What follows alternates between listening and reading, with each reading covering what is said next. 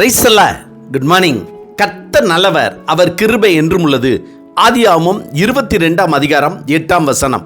Abraham, என் மகனே, தேவன் தமக்கு தகன பலியான ஆட்டுக்குட்டியை பார்த்து கொள்வார் என்றான். ஆதியாகமம் 22ஆம் அதிகாரம் 8ஆம் வசனம். ஆபிரகாம் ஈசாக்கை பலி கொடுக்க சென்று, கர்த்தர் பிள்ளையாண்டான் மேல் உன் கையை போடாதே, அவனுக்கு ஒன்றும் செய்யாதே, நீ அவனை உன் புத்திரன் என்றும் உன் ஏகசுதன் என்றும் பாராமல் எனக்காக ஒப்பு கொடுத்தபடியினால் நீ தேவனுக்கு பயப்படுகிறவன் என்று இப்பொழுது அறிந்திருக்கிறேன் என்று சொன்னது நாம் எல்லோரும் அறிந்ததுதான். இதில் நாம் கற்றுக்கொள்ள வேண்டியது என்னவென்றால், முதலாவதாக தேவன் ஆபிரகாமை சோதித்தார். பிள்ளை இல்லாத ஆபிரகாம் தனக்கு 100 வயதாக இருந்தபோது கர்த்தர் தனக்கு கொடுத்த ஈசாக்கு என்ற ஒரே மகனை ஆசையாக விரும்பி வளர்த்தவனை பலி கொடுக்க சொல்லி சோதித்தார்.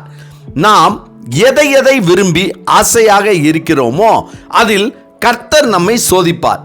அதை நாம் அவருக்காக விட்டு கொடுக்கிறோமா என்று சோதிப்பார்.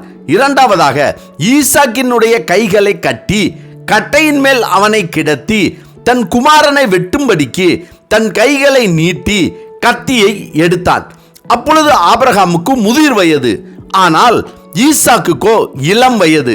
சிறு பிள்ளை தன்னை வெட்டும்படி கத்தியுடன் கையை நீட்டியதும் தன்னுடைய முதிர் வயது தகப்பனை தள்ளிவிட்டு ஓடியிருக்கலாம்.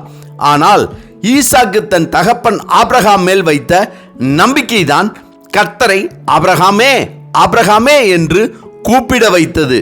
அங்கே ஆபிரகாம் ஈசாக்குக்கு பதிலாக ஒரு ஆட்டுக்கடாவை கண்டான்.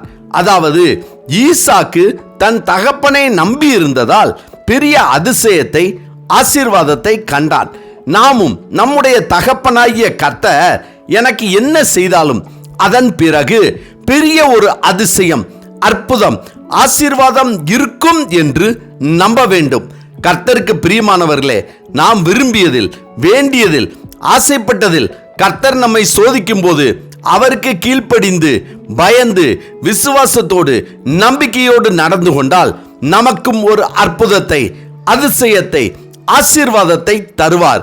ஆபிரகாமுக்கு ஈசாக்கு மூலமாக ஒரு சந்ததியையும் அதன் மூலமாக நம்மையும் உண்டாக்கின கர்த்தர் அல்லவா. இது எவ்வளவு பெரிய ஆசீர்வாதம்.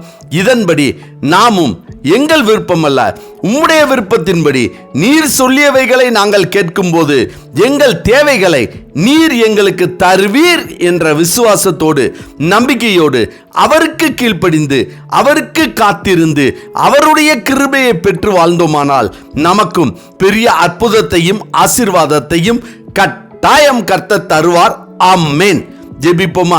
சர்வ வல்லமை உள்ள சேனைகளின் தேவனாகிய கர்த்தாவே, நாங்கள் விரும்பியதை மட்டுமல்ல எங்கள் தேவைகளையும் அறிந்திருக்கிற எங்கள் தேவனே, எல்லாவற்றையும் நீர் பார்த்து கொள்வீர் என்ற விசுவாசத்தோடு நம்பிக்கையோடு உம்முடைய சமூகத்தில் நாங்கள் உம்மிடத்தில் பிரியமாய் வாழக்கூடிய கிருபையின் வரங்களை கர்த்தர் எங்களுக்கு தரும்படியாய் நாங்கள் ஜெபிக்கிறோம்.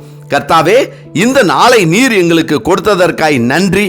இந்த நாளிலும் பிறந்த நாள், திருமண நாள் காண்கிற யாவரையும் இயேசு கிறிஸ்துவின் நாமத்தினாலே வாழ்த்தி ஆசீர்வதித்து ஜெபிக்கிறோம்.